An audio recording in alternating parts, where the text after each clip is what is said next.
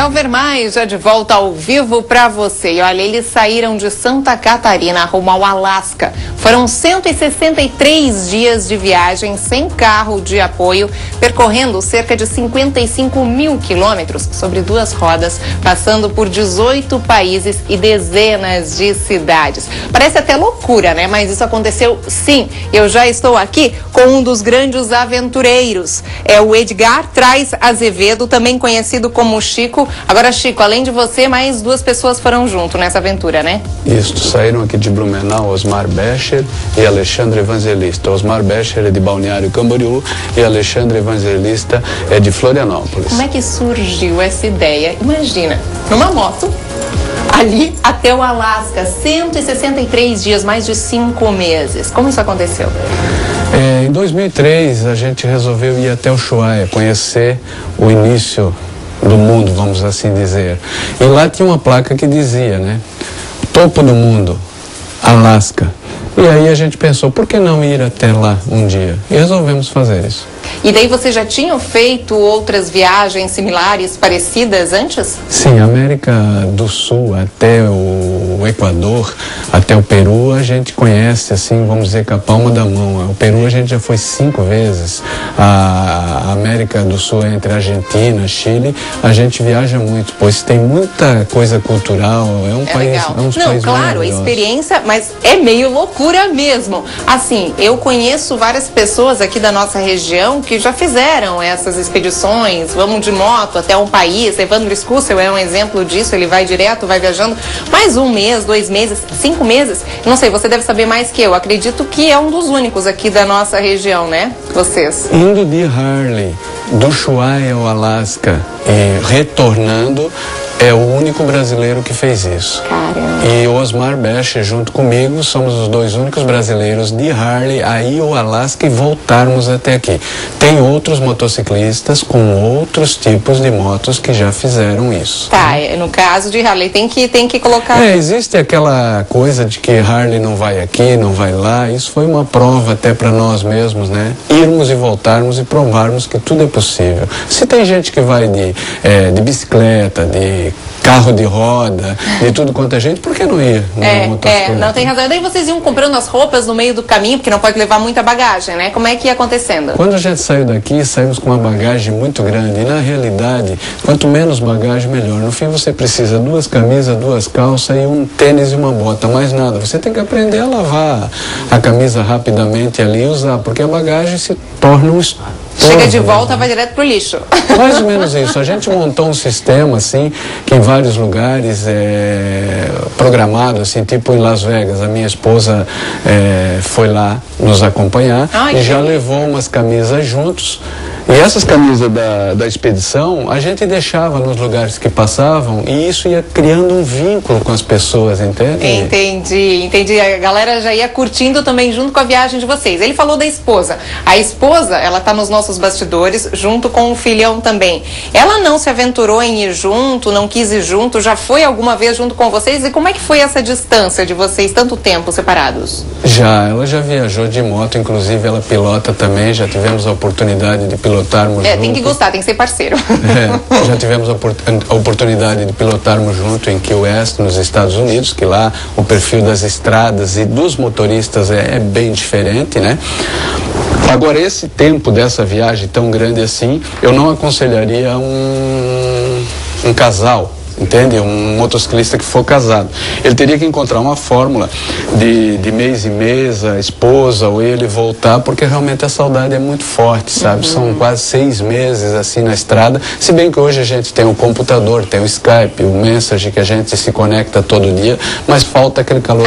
Claro, o contato, né? É verdade. Tá, e aí como é que foi? Dá mais ou menos pra gente um histórico de como tudo aconteceu. Saindo daqui, passaram por que lugares, pararam aonde, fizeram o quê? Vamos se ater ao Alasca, deixamos a parte de baixo, né? Daqui a gente saiu aqui de Blumenau e... Saíram que dia?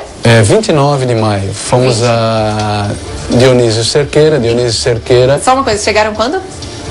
Ai, não sei. Chegamos agora domingo, dia 7, né? 29 de maio, chegaram domingo, dia 7. São 163 dias. Só com moto. 163 dias, é verdade. Bacana, continuando aí. Aí entramos por Dionísio Cerqueira, Salta, São Pedro do Atacama, fomos a Lima, no Peru. De Lima, no Peru, passamos pelo Equador. Do Equador fomos a Colômbia. Da Colômbia é o único trecho que não consegue se rodar, tá? É um trecho de mais ou menos 800 quilômetros pelo Darién. Eu só quero dar um adendo que essas imagens que o pessoal de casa está acompanhando agora são imagens que vocês mesmos fizeram, sim, né, com câmera. Uma das coisas que a gente aleatórias, né? Uma das coisas que a gente vai deixar realmente é um histórico dessa viagem, tanto em roteiro como foto e como vídeo, tá? Porque quando a gente montou o layout dessa viagem, o roteiro, tudo, não existe muitos dados, tá? Porque poucas pessoas fizeram isso. E nós vamos deixar isso tudo escrito, tanto hotel, abastecimentos, dificuldades, tudo, para que futuros motociclistas possam fazer, talvez não inteiro, mas em partes. Vocês querem virar referência para os futuros? Aí não é referência como ídolo, tá? Referência de um histórico, entendeu? Porque quando você quer ir num lugar e não tem uns dados, você vai meio inseguro. E essa nossa comunidade, que se chama PHD, que são os proprietários de Harley Davidson, tá? PHD, proprietários de Harley Davidson. Exatamente. Você é um PHD. Eu sou um PHD. PHD no motociclismo, né? No motociclismo, exatamente. Então, esses dados, tá? A gente, inclusive, está terminando de compilá-los, tá? Que é para as pessoas terem um referencial e poder fazer com tranquilidade. E onde é que vocês vão publicar esses dados? Isso já está publicado no site Expedicão. Expedicão, Alaska com C. expedicãoalaska.com.br. Alaska.com.br. Perfeito. Aí a gente está vendo imagens de você, não sei se é você, pulando de Asa Delta? Nessa viagem, quando a gente entrou no Brasil, a gente foi procurado por muitos PHDs, praticamente em todas as capitais que a gente passou e cidades. E lá apareceu tipo o seguinte: amanhã nós temos um evento aí de solidariedade, nós vamos pular de paraquedas. Eu disse, vou junto. E aí tive coragem. Tem que ser aventureiro de verdade, né? Vocês não têm medo de nada. Olha, já conversei com alguns, mais ou menos no seu estilo, que também vão, se aventuram e não tem que ter medo de nada, né? Mais ou menos o perfil. Nessa viagem a gente, quando era solicitado a fazer alguma coisa com relação à solidariedade ou à cultura, a gente fazia. E em Manaus, por exemplo, fomos intimados a participar do evento. Nos convidaram a saltar, a gente saltou, inclusive fez questão de pagar o salto, porque isso reverteria para as crianças, entende? No Rio de Janeiro nos levaram, porque é tudo um desafio, sabe? Claro. As pessoas querem saber se você tem coragem ou não tem. Até então, tudo que foi apresentado a gente procurou fazer, claro, com a devida segurança, com profissionais competentes, né? Tá. Aí vocês até o Brasil, a gente contou mais ou menos como é que foi, né? Sim. Pularam de Asa Delta, saltaram de Asa Delta. Antes ali a gente estava vendo num riacho, era isso? Ali é uma travessia nos cabos de um lado para o outro, isso é no Equador, tá? As pontes são destruídas e não tem, então eles põem treliças de um lado para o outro, mas são treliças longas, né? Sobre precipícios muito grandes. Você já tinha feito alguma tirolesa na vida? Desse tipo aí não tinha não, viu? Mas o que aparecesse a gente fazia. Você estava encarando tudo? E o lado aqui da América Central, por exemplo, o legado cultural é muito grande, tá? Então a gente visitou museus, por exemplo, no Peru, o Senhor de Zipán, que é um dos melhores museus do mundo, e está aqui no Peru, tá?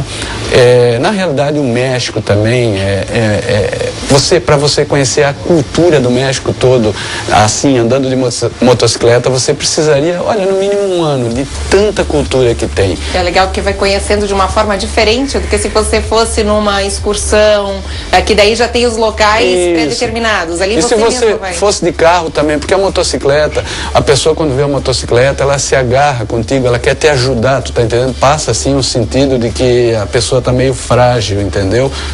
E não é. A motocicleta te dá uma liberdade muito grande de tudo quanto é coisa. Então os motociclistas da cidade já nos acolhiam, levavam para dentro de casa e por aí afora. Eu até arrisco a dizer que nessa viagem a gente teve muitos anjos. Sabe o que é anjos? Aquele cara que você chega numa cidade, você não sabe o que vai fazer, daqui a pouco bate nas tuas costas e diz assim: oi, Chico.